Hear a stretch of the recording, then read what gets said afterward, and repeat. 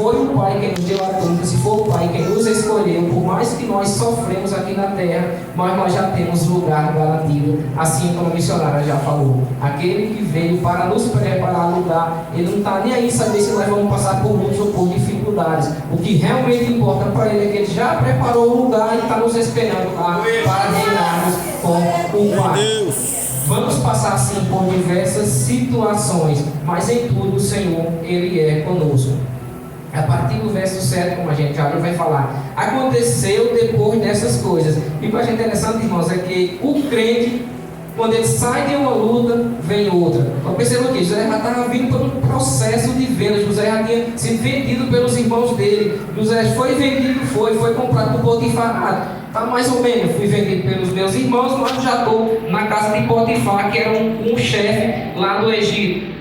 Receba isso, irmãos, por mais que você esteja sendo tratado como escravo, por mais que você seja escravo, mas se você está com Deus, você vai estar no melhor lugar que você poderia estar. Você não recebeu? Você até que você tem que ser vindo de escravo, até que você tem que ser vindo de calúnia, mas se o Senhor está com você, você vai estar no melhor lugar que o escravo poderia estar. José ele não estava cuidando de porcos, José ele não estava fazendo afazeres em que qualquer escravo fazia. José estava como chefe na casa de Faraó, da casa do Potifar, que era dos escolhidos de Faraó. Se ele era escolhido de Faraó, se tinha alguém para trabalhar para ele, isso quer dizer que Potifar tinha dinheiro, concorda?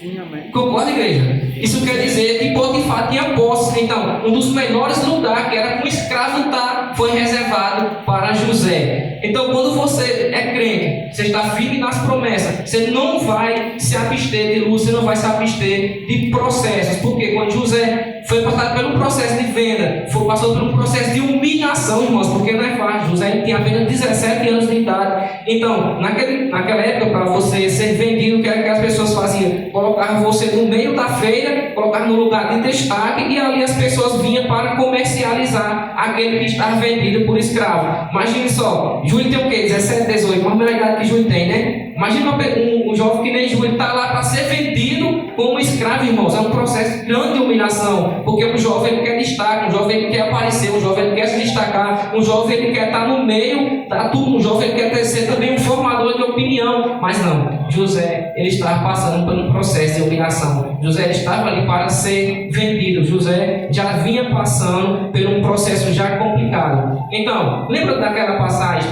em que os discípulos eles estavam com Jesus e veio uma grande tempestade, né? Jesus foi lá, acalmou a tempestade, foi uma luta para os discípulos, foi. Não é fácil você estar num barco, irmão, à noite, sem ter saída, que não tem saída. Se você sair do barco, você vai morrer afogado. Então, eles passaram por esse processo, Jesus acordou, acalmou a tempestade, e disse, ufa, passou, estamos em paz, graças a Deus. Na hora que eles desceram para o chão, apareceu o endemoniado. Demoniado sujo, nu, cheio de demônios. Então não foi fácil para eles, que eles acabaram de passar por uma situação e acabar de passar por outra. Então aquele demoniado chega, quando ele vê Jesus, e disse, o que tenho eu contigo, ó Filho do Altíssimo? Um fato que eu achei interessante, que eu já falei aqui na igreja, é que o demônio, para ele acorrentar alguém, o demônio para aprisionar alguém, geralmente não é só um, geralmente ele manda uma legião, assim como foi com esse Gadareno. Ele diz, o Senhor pergunta, o que tenho eu contigo, ó Filho do Altíssimo? Jesus pergunta para ele, como é seu nome? Quem é você? Ele disse, o meu nome é Legião, porque nós somos um montão. Jesus disse, eu não quero saber quem é você. Sai do corpo dele agora e pronto. O homem já foi imediatamente curado. E o fato que eu acho interessante é que o inimigo acorrentar é uma legião. E para Deus salvar é só um, Jesus Cristo. Para Deus dar uma nova vida a você, só precisa que você aceite e comece a caminhar a vida que Jesus tem para você. Amém, igreja? Amém, glória a Deus. Todos nós vamos passar por lutas, todos nós vamos passar por tentações em nossas vidas. Até mesmo Jesus Cristo, ele foi tentado pelo diabo. Aí as pessoas, até mesmo já tive me questionando, não, mas Jesus ele era, entre aspas, um super-homem, Jesus era o Filho de Deus. Depois eu comecei a imaginar, não, mas Jesus era Filho de Deus, eu também sou Filho de Deus. Então, o que é que eu boto na minha mente? Se Jesus, ele suportou as investidas do inimigo, por que eu também não posso suportar? E o melhor, eu tenho a ajuda do meu Consolador, que é o Espírito Santo. Eu posso suportar as tentações do inimigo, irmãos. Você pode suportar as tentações do inimigo. vencer em nome de Jesus.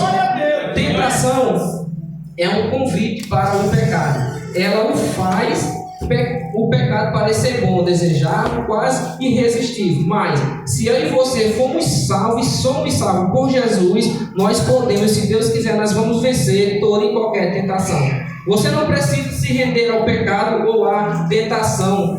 A Bíblia ensina algumas maneiras, algumas práticas para nós nos desvencilharmos do pecado. Se a sua mente ela estiver cheia do poder de Deus, se a sua mente estiver cheia da palavra, não há demônio no mundo que consiga lhe derrubar. Tem um ditado que diz o seguinte: mente vazia é moradia do diabo. Acho que é mesmo assim: mente vazia é moradia do diabo. Isso é bíblico, não é versículo bíblico, mas possivelmente tirar isso da Bíblia. Quando você está com sua mente vazia, você está dando espaço para o inimigo entrar na sua mente. Mas quando você está cheio da palavra de Deus, não há espaço para o inimigo entrar e invadir aquilo que Deus criou para você.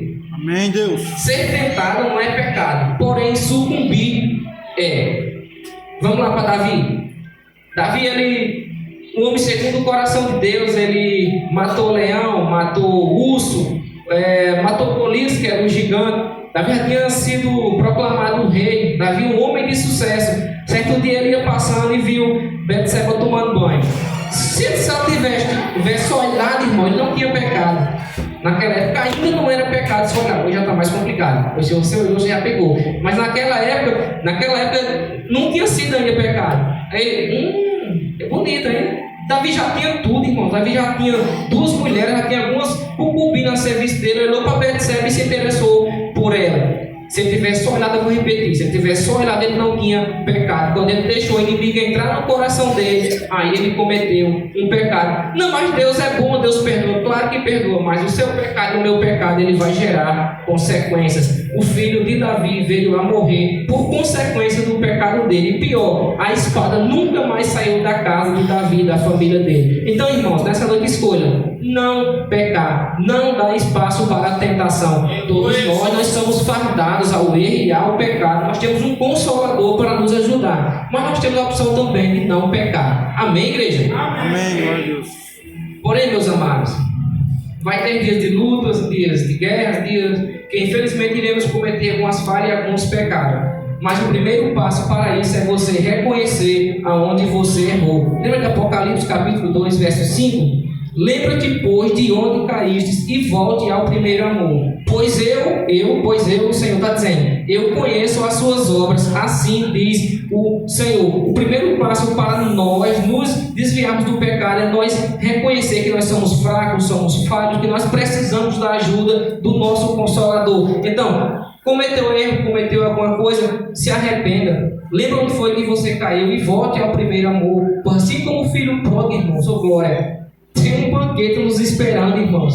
Assim como o filho pródigo, ele errou, reconheceu que errou. E o filho pródigo, irmão, mais uma vez eu repeti, não teve auxílio do Espírito Santo. Foi ele mesmo. A Bíblia não vai dizer, se eu tiver, os pastores me corrijam, a Bíblia não vai dizer que o Espírito Santo desceu sobre a vida do filho pródigo e disse, você errou, volte, aquele pecado seu eu vou perdoar, mas volte. Não. Foi ele que, caindo em si, reconheceu, até os jornaleiros ou trabalhadores de meu pai têm comida boa e eu estou aqui alimentando porcos, e possivelmente o comer que vai ter para mim é comida de porcos. Não é isso que eu quero para a minha vida, não. Eu vou me arrepender de tudo que eu fiz, vou voltar para a casa do meu pai. Eu vou lá porque quando eu chegar lá eu tenho convicção que o pai está me esperando, e foi isso que aconteceu, igreja. Tem um banquete esperando por mim e por você. Somente reconheça onde foi que você errou e volte a praticar aquelas primeiras obras que você praticava assim que você aceitou ao Senhor. Essa passagem tem uma coincidência muito grande com a passagem de Eva e de Adão. É legal porque é no mesmo livro, né? Capítulos antes. Porque se nós formos ver em Gênesis capítulo 3, você tem Gênesis 3, a partir do verso 1, nós vamos ver a passagem de Eva e Adão, em que José também, o Potifar entregou tudo nas mãos de José e disse o seguinte: José, está tudo nas suas mãos, assim como nós lemos, somente não toca na minha esposa. E com Eva e Adão não foi diferente. Ora, a serpente era mais astuta que todos os animais do campo que o Senhor Deus tinha feito. E esta disse à mulher: é assim que Deus disse, não comereis de toda a árvore do jardim? E disse a mulher à serpente: do fruto das árvores do jardim comeremos, mas do fruto da árvore que está no meio do jardim, disse Deus: não, amém, dele, nem nele tocareis, para que não morrais. Então, foi a mesma coisa que Potifar, não querendo comparar Potifar com Deus, irmão, é só uma comparação simples, não querendo dizer isso, mas Potifar também deu uma ordem para José: você pode tocar em tudo. Deus também disse a Eva: vocês podem tocar em tudo que vocês quiserem, somente não toca no fruto da árvore, somente não coma da árvore da maçã. Com José não foi diferente, somente não toque na minha esposa. E o porquê que Adão e Eva caíram e José não caiu? Vou começar a pregar agora. E por que um caiu e o outro não caiu? Porque Adão e Eva, irmão, já chegaram no jardim pronto. Chegaram pronto, Deus criou eles e colocou eles lá. Eles não passaram por lutas, não passaram por dificuldades, não choraram, não oraram, não passaram por lutos. Então, para eles eram presa fácil para o inimigo. Eles não tinham estrutura emocional, não tinham estrutura espiritual. Mas para eu e você, irmão, assim como José, já passamos por inveja, passamos por calúnia, enfrentamos mentira, enfrentamos discórdia até do povo dentro da nossa casa, irmão, nós não vamos cair assim como José também não caiu. José já tinha passado por inveja, já tinha passado por calúnia, José já tinha até arrancado a túnica dele que o pai dele tinha dado. Então José disse: opa, não é assim não, já passei por algumas coisas e o Senhor até hoje ele foi comigo. Então, se Deus até hoje ele foi comigo, ele vai ser comigo até o resto da minha vida. Então, irmãos, comigo, com você não é diferente. Ore ao Senhor, perca noites de sono, buscando entender o que o Senhor tem para a sua vida. Não pense que você já é pronto. É por isso que muitas pessoas se desviam da igreja, é por isso que muitas pessoas deixam de lado aquilo que Deus colocou sobre a vida dela. Pessoas sem estrutura emocional, sem estrutura espiritual, pessoas que a primeira pedra que é lançada sobre a vida dela, a pessoa já sai da igreja, a pessoa já começa a dizer maldizeres com quem está na frente da obra. Irmãos, nunca toque no ungido do Senhor, irmãos. Nunca toque, por mais que você tenha raiva de alguém, não esteja gostando de alguém, beleza, sai do ministério, não venha mais, não congregue mais, vá para outra igreja, mas nunca toque no ungido do Senhor, irmão. Se tem pessoas aqui que estão orando pela sua vida, irmãos, cuidado, não toque, é perigoso, elas são escolhidas por Deus, amém? Amém, glória a Deus. Mas é verdade, igreja. Se foi Deus que escolheu, quem somos eu ou você para tocar nele ou nela, embora que ele esteja errado ou ela esteja errada. Se foi Deus que escolheu, apenas saia de próximo. Então, não fique falando mal, não fique maldizendo. Lembra de Saul e Davi novamente? Davi teve a oportunidade, irmãos, de matar Saul. Davi, um momento de Saul, ele estava perseguindo Davi estava nas cavernas, então Davi saiu para fazer uma necessidade e relaxou um pouco. Davi então chegou, rasgou uma parte da veste dele e saiu, subiu lá em cima onde ele estava procurando Davi, e depois gritou: Saul, Saul. Opa, sou eu, Davi. O que foi? Ele disse: estou aqui, Saul. Levantou e mostrou a veste de Davi. Saul então disse: Senhor, Davi, você teve a oportunidade de me matar e você não me matou, Davi. Davi está nos ensinando o seguinte: eu nunca vou tocar em você, Saul, porque você foi ungido por Deus. Então, irmãos, aquele que Deus escolheu, deixa que Deus trata, não toque, não calune, não fale mal. Amém, igreja? Se foi Deus que escolheu, quem somos nós? Né? Adão, ele tinha sim um contato com Deus. Adão ele tinha tudo para prosperar, Adão tinha tudo para não pecar, mas infelizmente ele foi fraco, assim como a carne nossa também é fraca. Mas se nós buscarmos no Senhor, buscarmos conhecimento da palavra, irmãos, vai ser fácil nós se desviarmos do pecado e fazer aquilo que somente agrada ao Senhor. Deus está dizendo nessa noite, irmãos, você quer vencer as armadilhas do inimigo? Quer vencer as tentações? Tenha experiência comigo. Busque a minha vontade. Busque o que eu tenho para você. Se você se encher de mim, não vai ter espaço para glória. Se você se encher da minha palavra, não vai ter espaço para o inimigo adentrar sobre você. Encha de mim, busque a mim. Tá difícil, tá bom, mas vamos lá, vamos vencer. Eu já enviei o Espírito Santo que vai consolar você quando você estiver no seu momento de angústia. Amém, igreja? Amém, já estou terminando, só duas folhas. Como eu estou dizendo, igreja, lute por aquilo que o Senhor já colocou sobre você. Não despreze o dom que o Senhor colocou sobre a sua vida. Não é fácil para mim estar aqui pregando, não é fácil para mim estar colocando como na hora da gente fala, está botando minha cara a tapa. Mas se for o Senhor que chamou, pode ter certeza que a obra quem faz é Ele. Quando você abre a boca é o Senhor que faz, se abre a boca é o Senhor que faz. Chore na presença dEle, busque a Ele, clame a Ele, pois Ele é fiel para concretizar aquilo que Ele começou sobre a sua vida. Se nós formos pegar, irmão, só aquilo, nessa parte aqui de Gênesis 39, nós vamos ver que 3 vezes seguida, a Bíblia vai nos dizer: o Senhor, porém, era com José, e lhe foi benigno, e lhe deu mercê perante o carcereiro. Muitas vezes aqui o Senhor vai dizer: eu sou com José. Mas como é que o Senhor era com José? José foi vendido pelos irmãos, tomaram a túnica dele, ele foi vendido como escravo, ele foi injuriado, ele foi caluniado, ele mentiram a respeito dele, assim como a mulher de Potifar. A mulher de Potifar inventou algo sobre a vida de José. José então foi lançado no cárcere. Como é que você vem dizer que o Senhor era com José? José não morreu nesse momento. Aleluia. Deus. O Senhor é com você. Por que você é comigo? Porque você está vivo. Muitas pessoas morreram de Covid, muitas pessoas morreram em acidente. Mas Deus escolheu estar conosco, Deus escolheu nos livrar, Deus escolheu nos abençoar. E se Ele escolheu, Satanás que se levanta, ele se levanta para cair. Amém, igreja? Amém, Deus. Nós precisamos aprender isso com José. Quando nós vemos essa passagem, só por cima vai ser: José é um cara legal, José venceu, José foi governador. Mas quando nós lemos aqui, nós vamos ver que José passou por uma série de coisas, irmãos. E como eu já falei, José era um jovem de apenas 17 anos. Um jovem com 17 anos, irmãos, ele está no ápice, acho que é no ápice, fala da juventude. Os hormônios dele estão ligados nos 220. Vocês estão entendendo o que eu estou querendo dizer?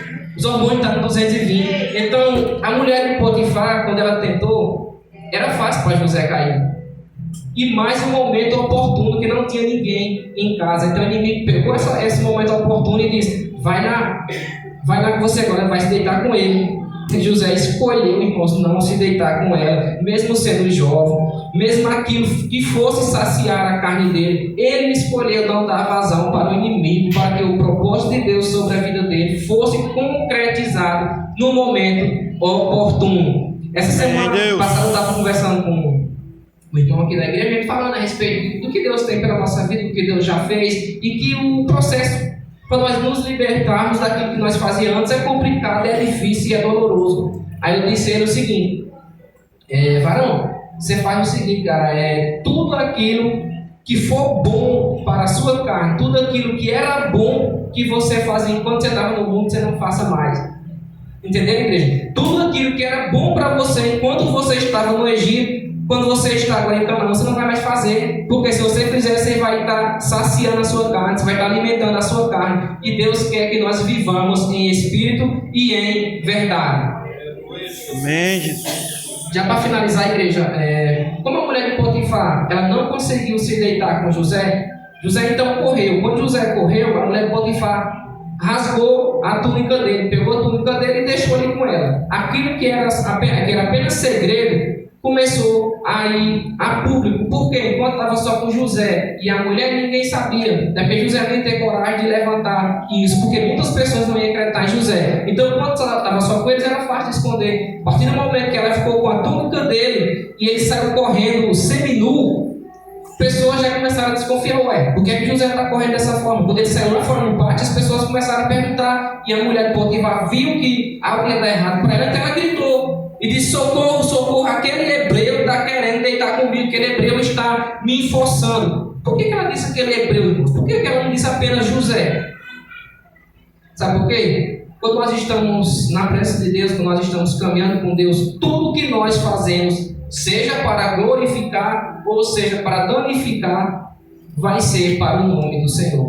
É forte isso, irmãos, é muito difícil entender. Se nós estarmos com Deus, como nós estamos com Deus, tudo que nós fazemos, aquele crentinho, aquela irmãzinha, aquele pastor, entendeu, igreja? Então, tenha muito zelo no que você vai fazer, tenha muita cautela, seja vigilante naquilo que você vai fazer, nas atitudes que você tem lá fora, porque tudo que você está fazendo, assim como José, pessoas vão dizer: é aquele hebreu, é aquele crentinho, é aquela irmãzinha. Tudo que você for fazer, irmãos, tenha muito cuidado, porque você agora é filho de Deus, você agora é escolhido de Deus, e pessoas estão lá fora esperando a nossa atitude para nos julgar, seja para o bem ou seja para o mal. Cautela naquilo que você vai saber fazer, sabedoria nas decisões que você vai tomar, porque tudo vai influenciar o nome do Senhor. Pessoas estão olhando as nossas atitudes para ver se nós realmente mudamos, para ver se nós realmente estamos sendo corretos perante Deus. Amém, igreja? Amém, glória a Deus. Quando ela então pegou a túnica de José, ela gritou e ficou com a túnica sobre ela, ficou segurando a túnica. Pessoas chegaram e ela disse isso que eu já relatei. Potifar também chegou, ela disse a mesma coisa, mentiu contra José. Mas um fato que me chamou a atenção: por mais que ela tenha roubado a túnica dele, por mais que ela tenha mentido, por mais que ela tenha inventado algumas coisas contra ele, por mais que pessoas... Já pode ficar em pé, a convidar, já vamos encerrar. Coloque em pé, beleza? Por mais que pessoas inventem algo contra mim, contra você, por mais que pessoas tentem roubar aquilo que o Senhor nos deu, por mais que pessoas tentam sujar a nossa túnica, assim como os irmãos de José fizeram. Os irmãos de José roubaram a túnica de José, ficaram com ela e sujaram de sangue. Por mais que pessoas tentam sujar aquilo que Deus já colocou sobre as nossas vidas, tem uma coisa, pessoas podem até ficarem com a nossa túnica, mas nunca vai ficar com aquilo que está no nosso coração.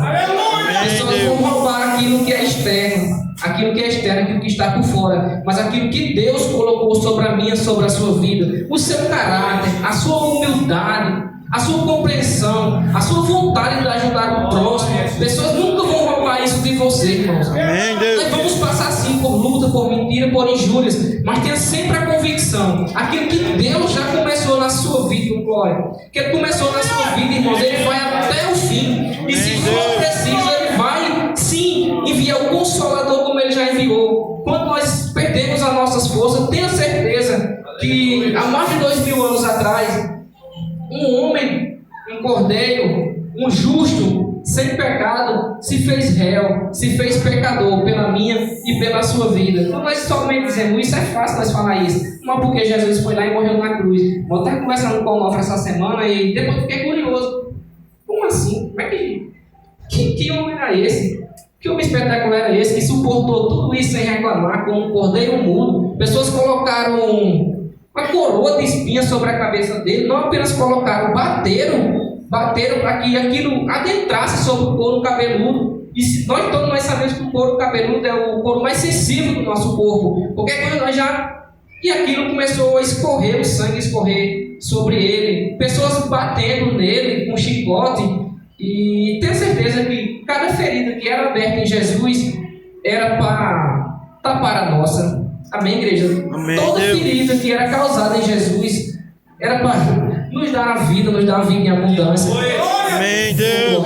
Quando, imagina só você lá em Salmo 18 vai dizer o seguinte: Deus então, vendo aquele sofrimento de Jesus na cruz, vendo tudo aquilo que Jesus estava passando, Deus então, Ele não resistiu. Deus então, Ele se irou. E o que foi que Deus fez? Deus subiu num querubim, irmãos. Subiu num querubim e das suas narinas saíram fumaça. Do seu nariz saiu fumaça e das suas entranhas saiu fogo abrasador. Em Salmo 18, depois que você lê. Então Jesus subiu no querubim, Deus subiu no querubim, desculpa, e começou a dar a volta sobre todo o universo. Imagine só Deus passando perto do sol, o sol se curvando, batendo continência para Deus. Toda a criatura se rendendo aos pés do Criador. Deus então rodeando a terra e dizendo: eu não posso suportar aquilo. E a lua então disse para Deus, eu estou conjecturando, a lua então dizendo para Deus: Senhor, tira ele desse sofrimento, ele não merece passar por isso. Deus então dizendo para a lua: mas os pecados da terra só vai ser evadido se ele passar por esse processo, se ele sofrer essas dores. Imagine só depois que Jesus chegou no inferno, e então o inimigo fazendo festa e comemorando, porque o plano de Deus mais uma vez tinha sido frustrado, primeiramente com Adão e agora com Jesus, o inimigo fazendo festa. Então o inimigo vê alguém caminhando, alguém passeando, e ele levanta: quem é você? Eu sou Jesus, eu sou aquele que meu pai tinha dito que eu ia pisar na sua cabeça, Satanás. Eu sou aquele que vim buscar a chave do inferno. Eu sou aquele que a morte não tem autoridade sobre a minha vida. Eu sou aquele que vim nessa e que